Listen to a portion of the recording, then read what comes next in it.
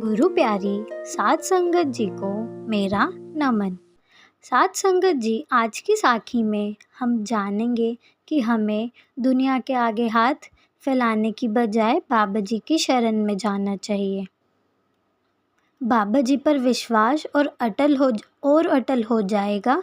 बाबा जी की प्यारी बातें पढ़कर आप किसी भी परेशानी में हो, आपके अंदर एक पॉजिटिव ऊर्जा आनी शुरू हो जाएगी।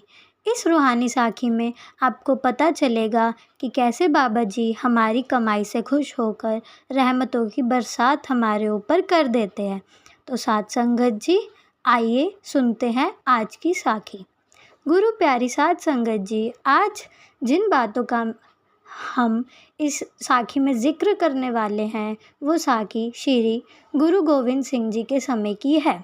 एक बार श्री गुरु गोविंद जी सत्संग फरमा रहे थे। उन्होंने अपने वचनों में कहा कि जिसका जो प्रारंभ है उसे वही प्राप्त होता है, उससे कम या उससे अधिक किसी को प्राप्त नहीं होता, क्योंकि हर जीव को अपने कर्मों का फल भुगतना ही पड़ता है।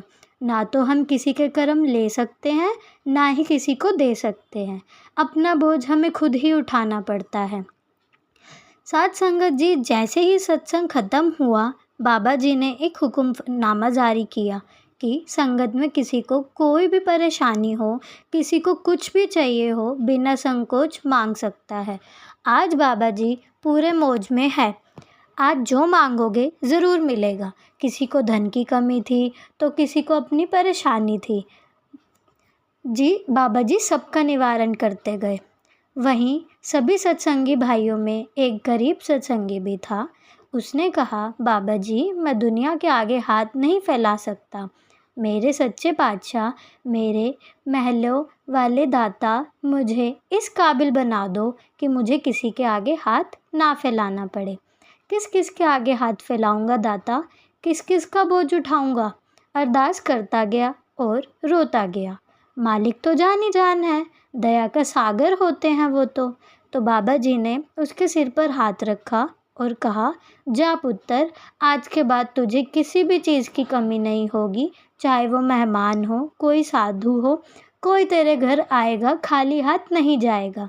इसी तरह उस दिन बाबा जी सबकी मांगे पूरी कर रहे थे। साध संगत जी, इस सत्संग में एक फ़कीर सहरा बुल्लर दीन जी बैठे हुए थे। वह ये सारा नज़ारा देख रहे थे और वो हैरान थे, मगर बाबा जी तो जान ही जान है। उन्होंने सहज जी की तरफ देखा और कहा, अगर आपको भी कोई चीज़ की आवश्यकता है तो निसंकोच निसंदेह होकर कहिए। तब सहज जी ने हाथ जोड़कर कहा कि प्रभु जी, मुझे तो किसी भी सांसारिक वस्तु की इच्छा ही नहीं है, परंतु मेरे मन में एक संदेह है। बाबा जी ने, अब आपकी आज्ञा हो तो मैं पूछूं? तो बाबा जी ने कहा, हाँ ज़रूर, क्यों नहीं, ज़रूर पूछो। तो सहज जी ने बाबा जी से पूछा कि बाबा जी, आप जी ने सत्संग में फरमाया था कि जिसका जो प्रारंभ है उसे वही प्राप्त होता है, उससे कम या उससे अधिक किसी को प्राप्त नहीं होता, और सबको अपने कर्मों का फल भुगतना ही पड़ता है। तो बाबा जी, इस व्यक्ति के जीवन में इतनी गरीबी थी, तो इसका प्रारंभ कैसे बदल दिया आपने? तो बाबा जी मुस्कुराए और एक सेवादार को बुलाया और उस सेवादार से एक कोरा कागज़ मंगवाया, साथ ही साथ स्याही मंगवाई, साथ में एक मोहर भी मंगवाई। इस मोहर को बिना स्याही लगाए सहज जी को दिखाया और पूछा, बताओ मोहर पर अक्षर उल्टे हैं या सीधे? तो सहज जी ने कहा, ये अक्षर तो उल्टे हैं। फिर बाबा जी ने मोहर को स्याही में डुबाया और कोरे कागज़ पर मोहर लगा दी। अब बाबा जी ने दोबारा सहज जी से पूछा, अब बताओ अक्षर उल्टे हैं कि सीधे? तो सहज जी बोले कि अब तो अक्षर सीधे हो गए। तो बाबा जी मुस्कुराए और बोले, अब समझ आया कि इस उदाहरण का मतलब क्या था? मगर सहज जी हैरान थे और कहने लगे, बाबा जी ज़रा खोल कर समझाओ कि आप इस उदाहरण से क्या समझाना चाह रहे हैं। तो बाबा जी ने बोला, जिस प्रकार मोहर में अक्षर उल्टे थे और स्याही लगाकर छपने पर वह सीधे हो गए, इसी तरह जीव का उल्टा भाग्य भी सीधा हो जाता है अगर उसकी ज़िंदगी में परमात्मा रूपी संत सद्गुरु आ जाते हैं। संत सद्गुरु चाहे तो किस्मत का लिखा बदल जाता है। कहते हैं जब ब्रह्मा जी ने वेदों की रचना की थी तो रचना करने के बाद जो उनकी स्याही बच गई थी तो वो उसे लेकर भगवान जी के पास गए और ब्रह्मा जी ने प्रार्थना की कि इस स्याही का अब मैं क्या करूं, हे भगवान। तो भगवान जी ने कहा इस स्याही को लेकर संतों को दे दो क्योंकि उन्हीं का अधिकार है इस पे। जीव की किस्मत का लिखा बदलने का वाह मेरे सद्गुरु। साध संगत जी खुद ही देख लो, ये तो प्रेम और विश्वास का रिश्ता है। जैसे जैसे हमारा प्यार विश्वास बढ़ता जाएगा, संत सद्गुरु के बताए सही रास्ते पर चलेंगे तो मालिक की मेहर ज़रूर होगी। नाम की दात देकर अपनी मोहर तो बाबा जी ने हमारे ऊपर लगा ही दी है।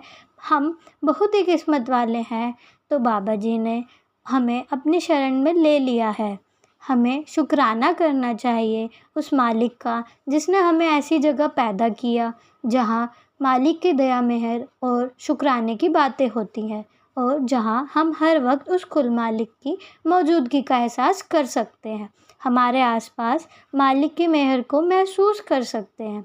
बाबा जी की इतनी प्यारी बातें सुनकर हमारा विश्वास इतना बढ़ जाता है, तो क्या मालिक इस प्यार और विश्वास की लाज नहीं रखेगा? ज़रूर रखेगा। बाबा जी हमारे ऊपर कोई भी परेशानी कैसे आने दे सकते हैं? विश्वास करने के तो देखो, विश्वास में इतनी ताकत है कि पूरी कायनात ही पलट जाती है। तो साध संगत जी, हमें भी चाहिए कि हम गुरु के प्यार के काबिल बने, अपने बर्तन को साफ रखें ताकि मालिक अपनी दया मेहर की बख्शिश हमारे ऊपर कर सके और भजन सिमरन को पर्याप्त समय दे, जिससे मालिक से हमारा रिश्ता मजबूत होता जाए।